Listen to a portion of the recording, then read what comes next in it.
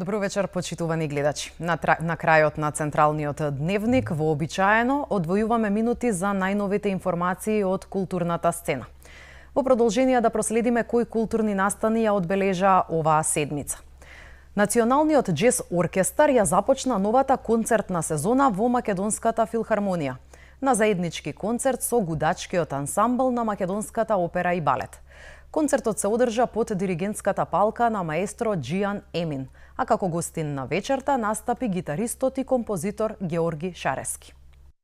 Во предстоечката 2026, како што во неколку наврати најавивме, ни следуваат, сакам да ја најавам неколку од гостите, како што кажавме, Бека Стивенс, потоа Мај Холбер, тука и Ренато Кико до првата половина од до јуни би кажал. Акцент ќе ставиме на помладите автори, нормално не само тие, него секој еден кој што компонира и прави музика за овој тип на оркестар. Сакаме да направиме повеќе авторски концерти на домашниве автори и композитори, инструменталисти кои што би настапиле заедно со нас. Ни представат исто концерти надвор од Македонија, во Португалија, во Хрватска, во Бугарија, така да ова е некако што би се случувало во следнава година. Синглот "Гласот на патувањето" балканска песна број 14, проект на Пламенка Трајковска, представува уметничка рефлексија врз заедничкото музичко наследство на балканскиот културен простор. Делото е напишано за гудачки квартет и се заснова на мелодиска матрица која екзистира во различни варијанти низ регионот, низ повеќе балкански песни меѓу кои македонската "Ој девојче".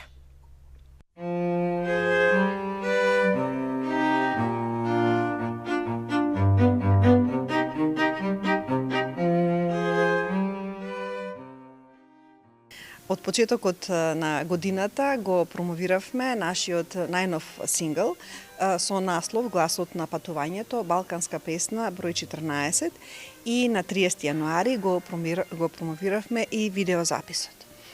Инаку оваа композиција кај нас е позната од како композицијата "Ој девојче", меѓутоа истата композиција, истата мелодиска линија ја наоѓаме практично кај сите земји на Балканот. Овој нов сингл е дел од нашиот албум "Балканско патување", кој што ќе го промовираме до крајот на оваа година, така што ова е наша идеја, каде што создаваме композиции за гудачки квартет, кои што се базираат на мелодиски и ритмички структури од Балканот, практично ќе живее цела оваа година. Идејата е да се потенцира дека сите овдека на Балканот делиме една заедничка географска територија, меѓутоа исто така во музички смисол ние исто така припаѓаме на еден одреден музички предел кој што ете ние како гудачки квартет го истражуваме.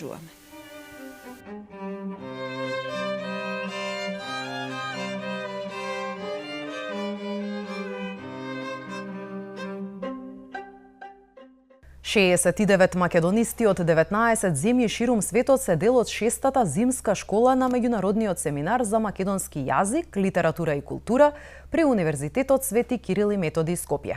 Семинаристите ќе работат во две секции: македонски јазик и македонска литература и култура со преведувачка работилница.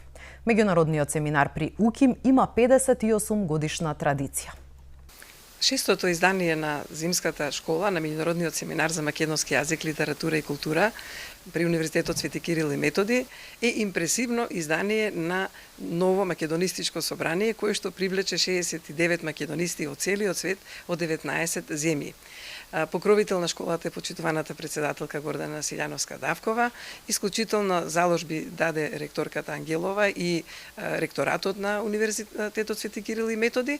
И ова е навистина импресивно издание во кое што имаме збогатена програма покрај редовните курсеви по македонски јазик кои се одвиваат на 3 рамништа и кои што се исклучително значајна скала во изучување на македонистиката од најреномираната школа на филологија и културологија на УКИМ. Има извонредни курсови и по национални национална историја, по средновековна книжевност и култура, современа книжевност, антропологија, филозофија на култура, компаративистика и така натаму со преведувачка работилница. Годинава работиме по повод неколку значајни јубилеи, одбележуваме значајни јубилари, а исклучително значајно е што е Зимската школа е континуитет на летните школи.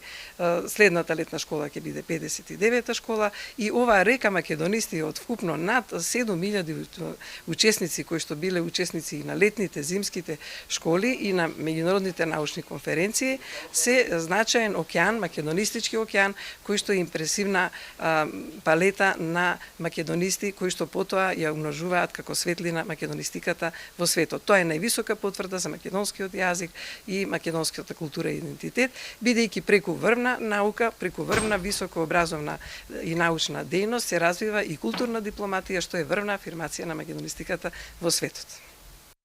Тоа беше се што ви подготвивме за денешното издание на Вестите од културата. Ви благодарам што не следевте со внимание и повторно се гледаме утре со нови содржини од македонската културна сцена.